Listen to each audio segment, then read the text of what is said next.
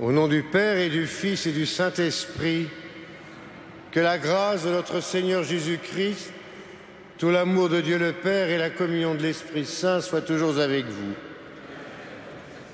Frères et sœurs, réunis autour de cet autel à Notre-Dame de Paris, nous nous tournons vers le Seigneur pour célébrer cette Eucharistie et présenter ainsi toutes nos actions pour qu'elles y trouvent l'origine et leur conclusion dans ce pain partagé pour un monde nouveau. Reconnaissons que nous sommes pécheurs. Je confesse à Dieu Tout-Puissant.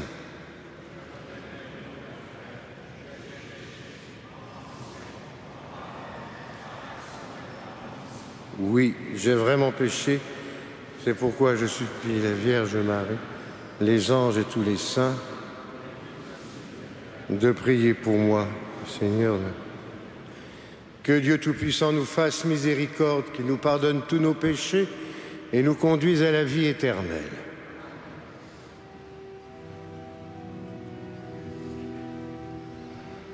Seigneur, prends pitié, Seigneur, prends pitié, Seigneur, prends pitié.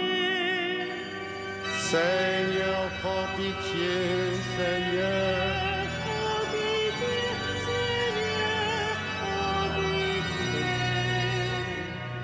ô Christ, prends pitié, ô Christ, prends pitié.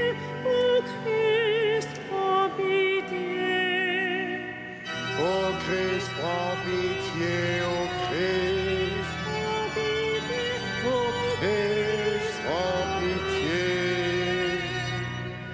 Seigneur, prends pitié, Seigneur, prends pitié, Seigneur, prends pitié. Seigneur, prends pitié, Seigneur, prends pitié, Seigneur, prends pitié.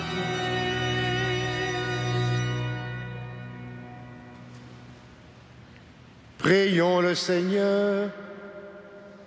Nous t'en prions, Dieu Tout-Puissant, nous qui avons reçu la grâce de savoir que le Christ est ressuscité. Que ton esprit d'amour nous fasse vivre une vie nouvelle. Par Jésus le Christ notre Seigneur.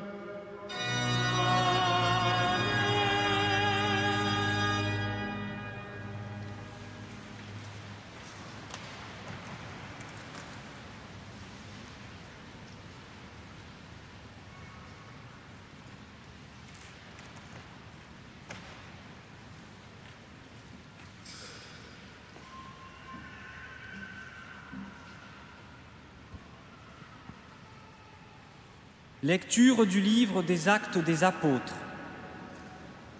Saul était toujours animé d'une rage meurtrière contre les disciples du Seigneur.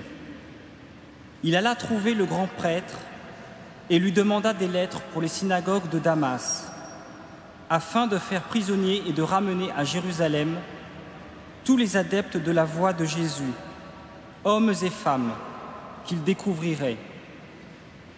Comme il était en route et approchait de Damas, une lumière venant du ciel l'enveloppa soudain de sa clarté. Il tomba par terre et il entendit une voix qui lui disait « Saul, Saul, pourquoi me persécuter ?» Il répondit « Qui es-tu, Seigneur ?» « Je suis Jésus, celui que tu persécutes. Relève-toi et entre dans la ville. On te dira ce que tu dois faire. » Ses compagnons de route s'étaient arrêtés, muets de stupeur. Ils entendaient la voix, mais ils ne voyaient personne. Saul se releva et, bien qu'il eût les yeux ouverts, il ne voyait rien. Ils le prirent par la main pour le faire entrer à Damas.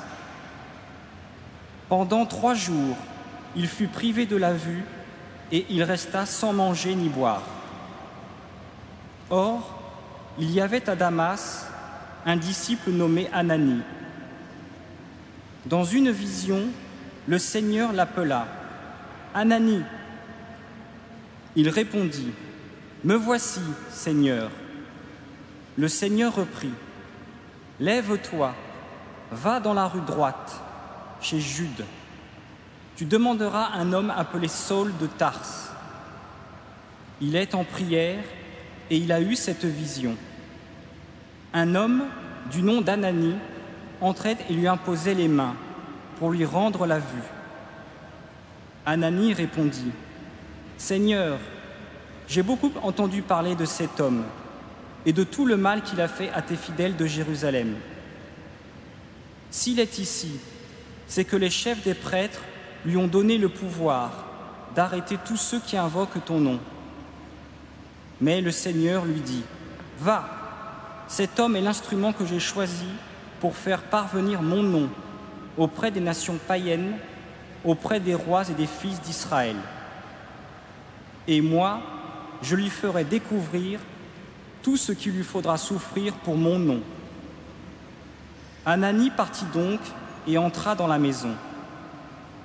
Il imposa les mains à Saul en disant, « Saul, mon frère, celui qui m'a envoyé, c'est le Seigneur, c'est Jésus, celui qui s'est montré à toi sur le chemin que tu suivais pour venir ici.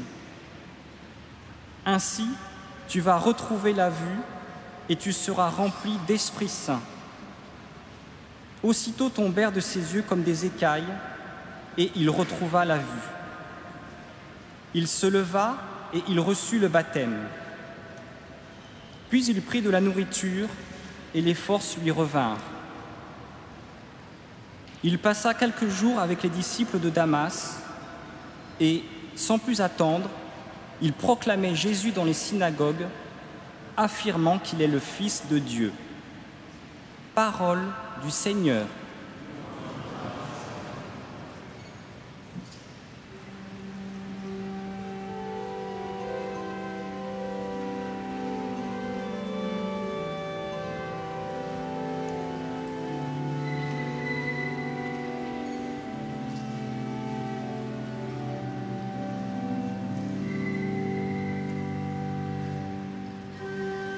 Allez dire au monde entier les merveilles de Dieu. Allez dire au monde entier les merveilles de Dieu. Louez le Seigneur pour les peuples, fêtez-le pour les pays. Allez dire au monde entier les merveilles de Dieu. Son amour envers nous s'est montré le plus fort. Éternelle est la fidélité du Seigneur. Allez dire au monde entier les merveilles de Dieu.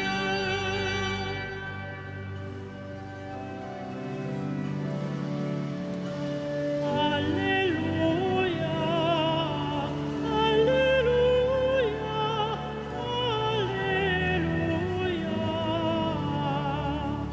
Alléluia.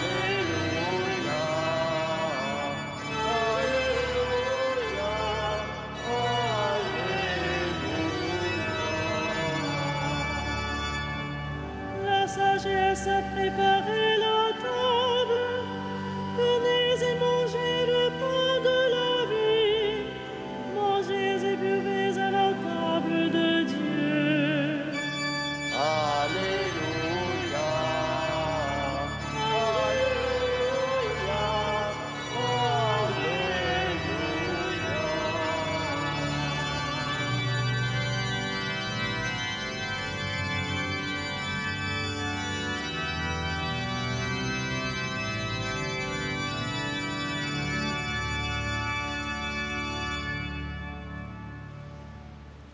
Le Seigneur soit avec vous. Et avec votre esprit.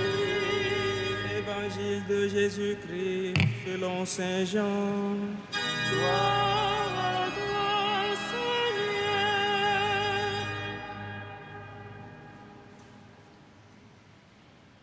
Les Juifs discutaient entre eux.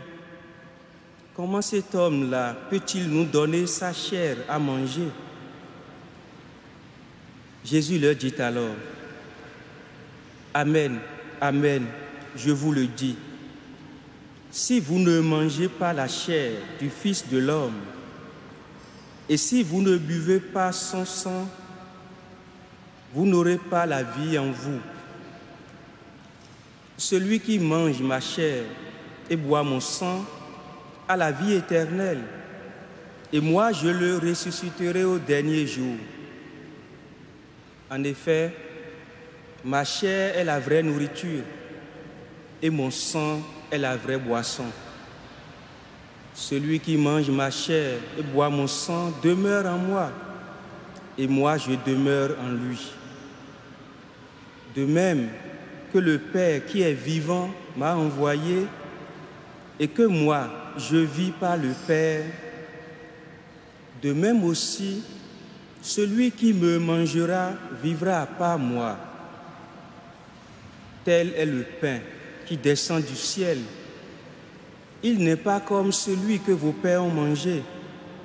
Eux, ils sont morts. Celui qui mange ce pain vivra éternellement. Voilà ce que Jésus a dit dans son enseignement à la synagogue de Capharnaüm. Acclamons la parole de Dieu. Louange à toi, Seigneur Jésus.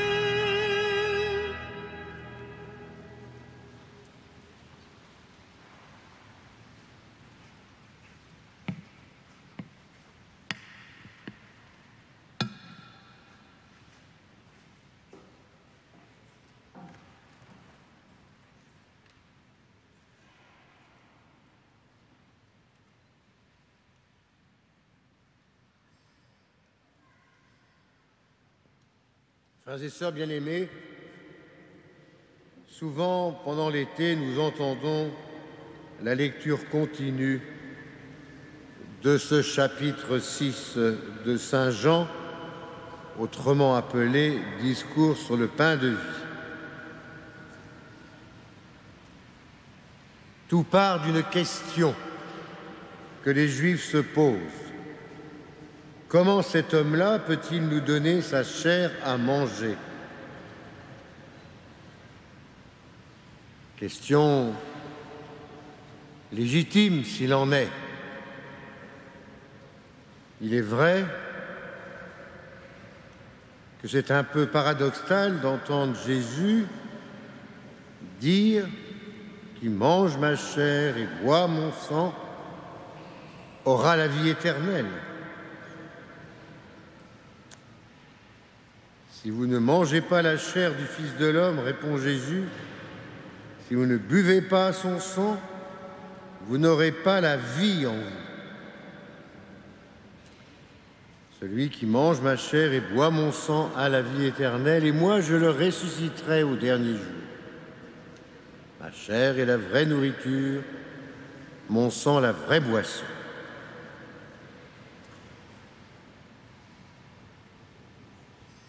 Il est bon de se poser aussi aujourd'hui cette question,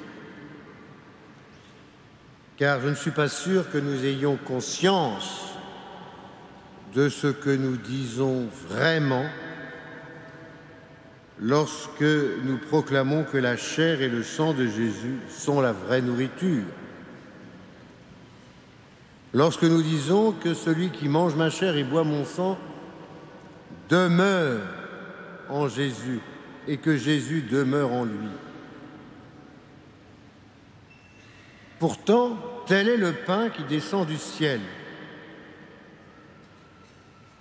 Car ce pain-là, celui qui en mange, il vivra grâce à ce pain-là éternellement. Et c'est un enseignement de Jésus à la synagogue de Capharnaüm. Alors aujourd'hui,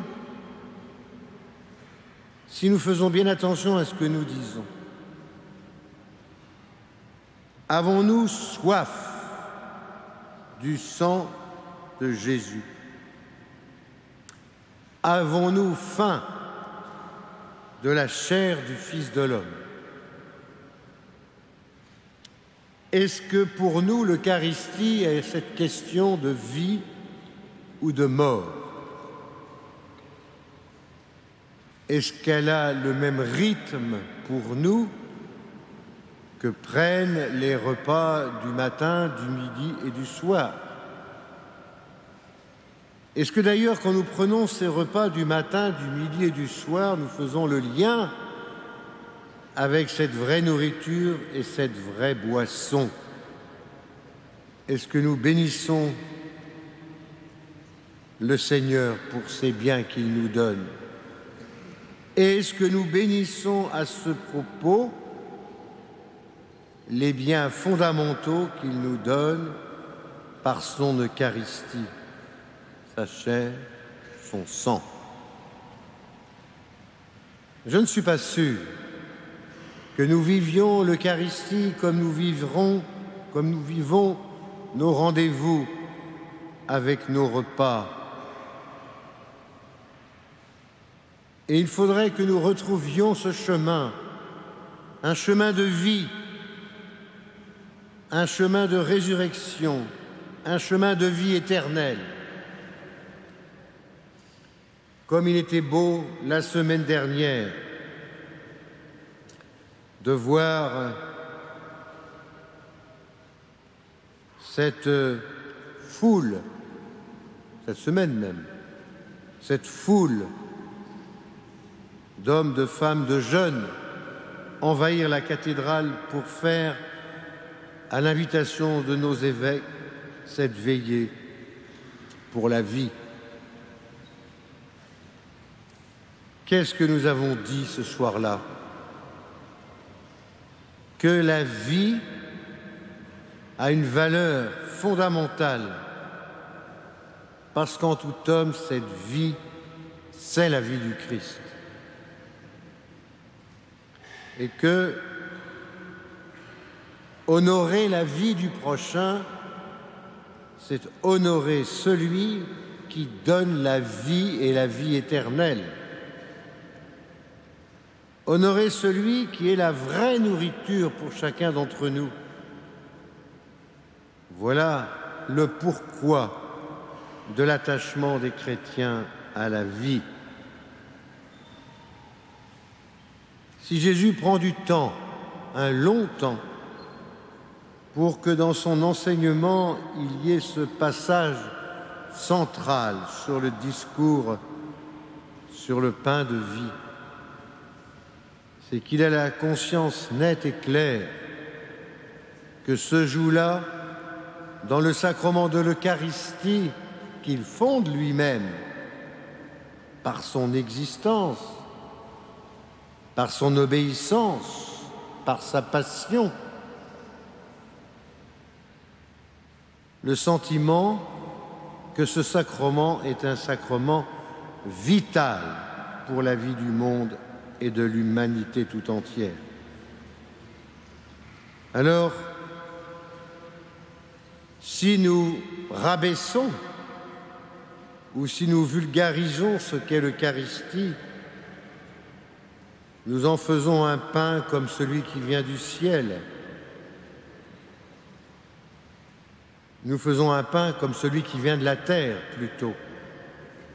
Et celui-là, nos pères en ont mangé et ils sont morts. Mais si nous en faisons le viatique, le pain pour le voyage, le pain pour la vie, le pain pour l'audace humaine qui nous emmène vers nos frères, puisque dans nos frères nous y retrouvons le portrait du Christ, alors ce pain est un pain qui vient du ciel et il nous transporte pour que nous soyons en Jésus comme Jésus demeure en nous. Et ce pain nous rend vivants, et vivants de manière éternelle. Demandons au Seigneur, pendant ces jours que nous vivons, de nous donner plus soif encore de ces rendez-vous eucharistiques et de nous y préparer par le sacrement de la pénitence et de la réconciliation. Autrefois, on se confessait beaucoup, on communiait peu. Aujourd'hui, on communie beaucoup, parfois même à tout va, alors qu'on se confesse peu. Il faudrait reprendre ce chemin de découvrir la vraie réalité eucharistique de notre vie et la vraie dimension du pardon et de la réconciliation de notre existence pour que nous soyons toujours plus prêts à recevoir cette vraie nourriture et cette vraie boisson. Amen.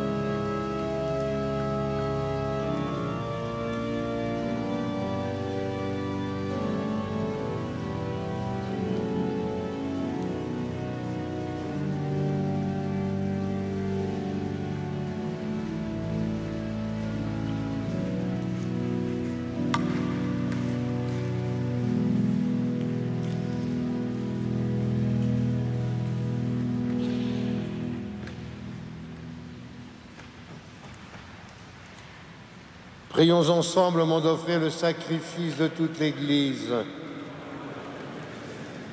Dans ta bonté, Seigneur, sanctifie ces dons, accepte le sacrifice spirituel de cette Eucharistie et fais de nous-mêmes une éternelle offrande à ta gloire, par Jésus le Christ notre Seigneur. Le Seigneur soit avec vous. Élevons notre cœur. Rendons grâce au Seigneur notre Dieu.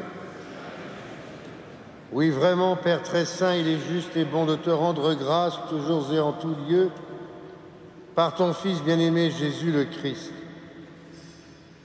Il est ta parole vivante par qui tu as créé toutes choses. C'est lui que tu nous as envoyé comme Rédempteur et Sauveur, Dieu fait homme, conçu de l'Esprit Saint et de la Vierge Marie. Pour accomplir jusqu'au bout ta volonté, rassembler du milieu des hommes un peuple saint qui t'appartienne, il étendit les mains lors de sa passion, afin que soit brisée la mort et que la résurrection soit manifestée. C'est pourquoi, avec les anges et tous les saints, nous proclamons ta gloire, en chantant d'une seule voix.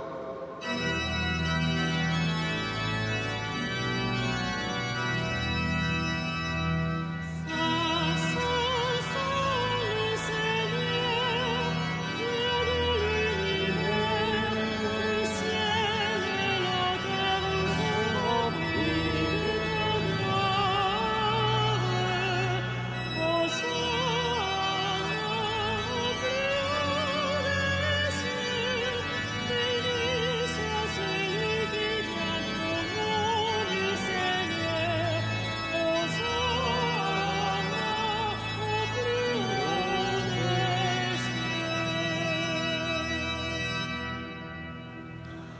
Toi qui es vraiment saint, toi qui es la source de toute sainteté, Seigneur, nous te prions, sanctifie ces offrandes en répandant sur elles ton esprit, qu'elles deviennent pour nous le corps et le sang de Jésus, le Christ, notre Seigneur.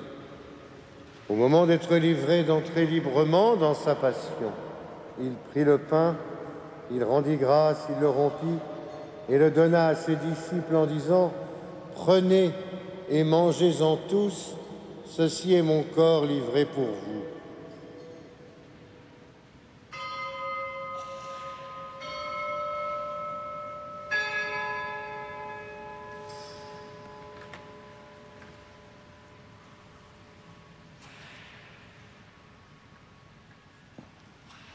De même, à la fin du repas, il prit la coupe.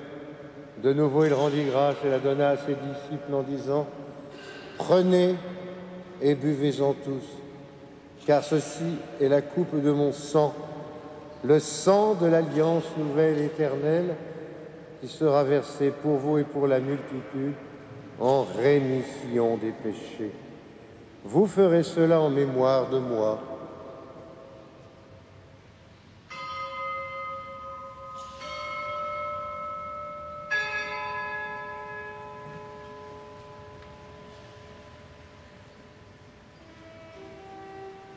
Il est grand le mystère de la foi. Nous proclamons ta mort, Seigneur Jésus. Nous célébrons ta résurrection. Nous attendons ta venue dans la gloire. Faisant ici mémoire de la mort et de la résurrection de ton Fils, nous t'offrons, Seigneur, le pain de la vie et la coupe du salut, et nous te rendons grâce car tu nous as choisis pour servir en ta présence. Humblement, nous te demandons qu'en ayant part au corps et au sang du Christ, nous soyons rassemblés par l'Esprit Saint en un seul corps.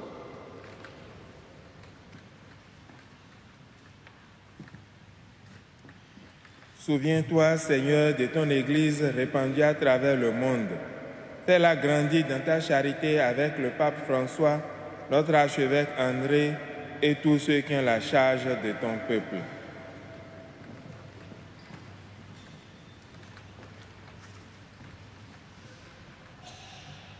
Souviens-toi aussi de tous nos frères et sœurs qui se sont endormis dans l'espérance de la résurrection et de tous les hommes qui ont quitté cette vie.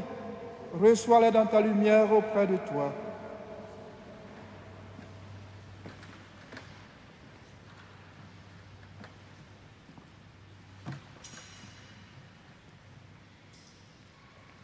Sur nous tous, enfin, spécialement sur les familles Bastille,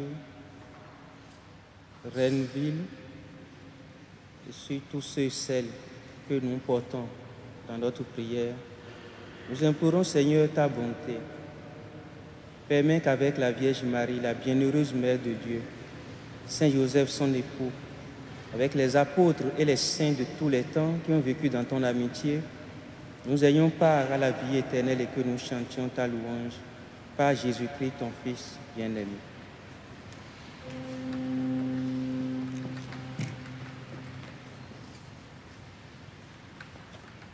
Par lui, avec lui et en lui. À toi, Dieu le Père Tout-Puissant, dans l'unité du Saint-Esprit. Tout honneur et toute gloire pour les siècles des siècles.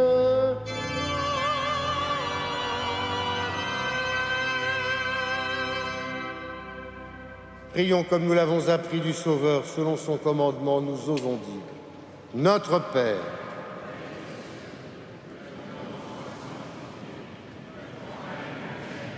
que ta volonté soit faite sur la terre comme au ciel. Donne-nous aujourd'hui notre pain de ce jour. Pardonne-nous nos offenses, comme nous pardonnons aussi à ceux qui nous ont offensés, et ne nous soumets pas à la tentation, mais délivre-nous du mal. Délivre-nous de tout mal, Seigneur, et donne la paix à notre temps. Par ta miséricorde, libère-nous du péché.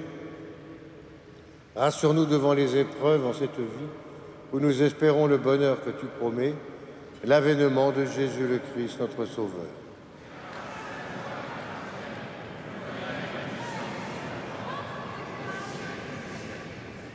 Seigneur Jésus-Christ, tu as dit à tes apôtres, je vous laisse la paix, je vous donne ma paix. Ne regarde pas nos péchés, mais la foi de ton Église. Pour que ta volonté s'accomplisse, donne-lui toujours cette paix et conduis-la vers l'unité parfaite, toi qui règnes pour les siècles des siècles. Que la paix du Seigneur soit toujours avec vous. Frères et sœurs, dans la charité du Christ, donnons-nous un signe de paix.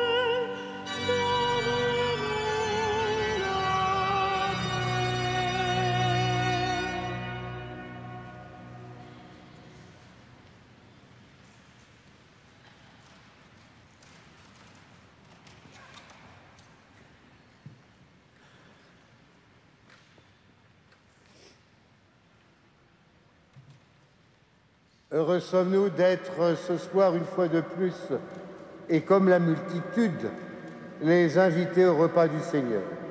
Voici Jésus, voici l'agneau de Dieu, le pain de vie, celui qui enlève le péché du monde.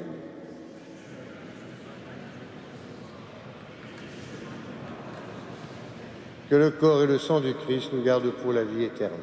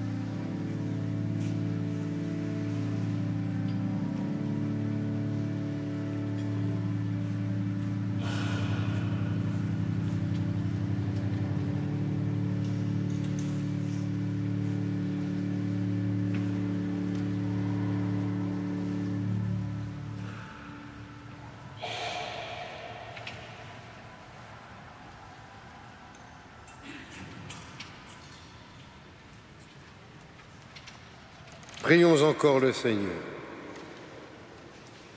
Nous venons de communier, Seigneur, au don sacré du corps et du sang de ton Fils, le Christ. Et nous te prions humblement que cette Eucharistie offerte en mémoire de lui, comme il nous a dit de le faire, augmente en nous la charité par Jésus le Christ notre Seigneur. Frères et sœurs bien-aimés, nous allons, comme chaque vendredi soir, à la fin de cette Eucharistie, pouvoir nous recueillir et prier devant la relique insigne de la Sainte Couronne d'épines.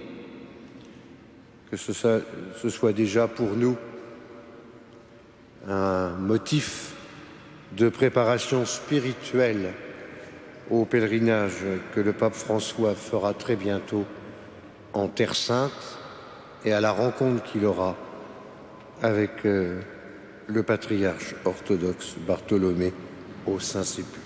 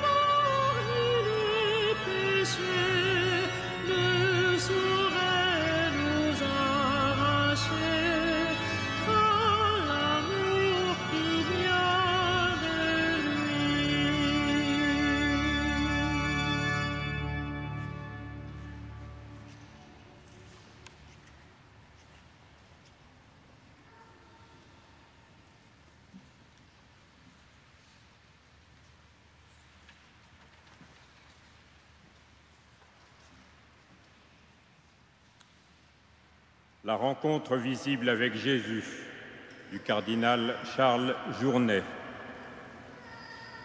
Le mystère de leur rencontre visible avec Jésus élargit comme à l'infini les gestes et les paroles des saints de l'Évangile. Il leur confère une vertu secrète, une ferveur contagieuse, une puissance de rayonnement que l'Église désormais ne pourra plus oublier. Les quelques traits de leur vie qui nous sont rappelés dans l'Évangile continueront de briller comme des soleils dans la nuit du monde et de nos cœurs. Ils forment comme les premières ondes d'une adoration qui se perpétuera tant que durera notre vie dans l'espace et le temps. À la question de Jésus aux disciples, « Et vous, qui dites-vous que je suis ?» Il se trouvera toujours des âmes jusqu'à la fin du monde pour répondre avec Simon-Pierre, fils de Jonas, « Tu es le Christ, fils du Dieu vivant. » À la nouvelle question posée aux 12, « Voulez-vous, vous aussi, me quitter ?» Toujours aussi notre foi répondra, encore avec Simon-Pierre, « Seigneur, à qui irions-nous ? Tu as les paroles de la vie éternelle. » De la femme qui brise son vase de parfum à Béthanie, chez Simon le lépreux, le mot de Jésus demeurera toujours vrai. En vérité, je vous le dis, partout où sera proclamée la bonne nouvelle dans le monde entier, on redira aussi à sa mémoire ce qu'elle vient de faire. À Jésus, appelant par son nom chacune de ses brebis, comme au matin de Pâques, il appelle par son nom Marie de Magdala, l'Église toujours répondra, portée par le même élan, Rabouni, Maître. Toujours retentira à d'étranges profondeurs, dans nos oreilles et dans notre cœur, le cri du disciple bien-aimé, reconnaissant soudain sur le rivage du lac de Tibériade son Maître ressuscité. C'est le Seigneur. Et toujours aussi, l'humble adoration de l'apôtre Thomas, mon Seigneur et mon Dieu.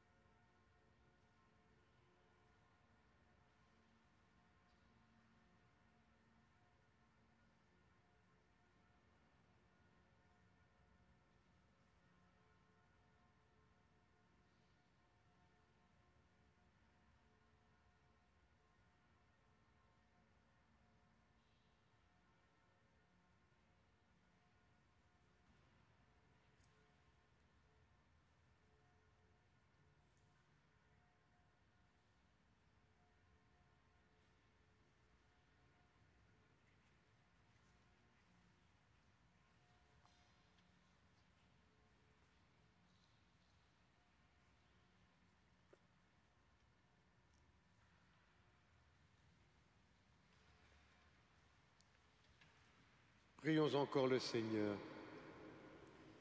Aujourd'hui, Dieu notre Père, tu nous ouvres la vie éternelle par la victoire de ton Fils sur la mort. Et nous fêtons sa résurrection.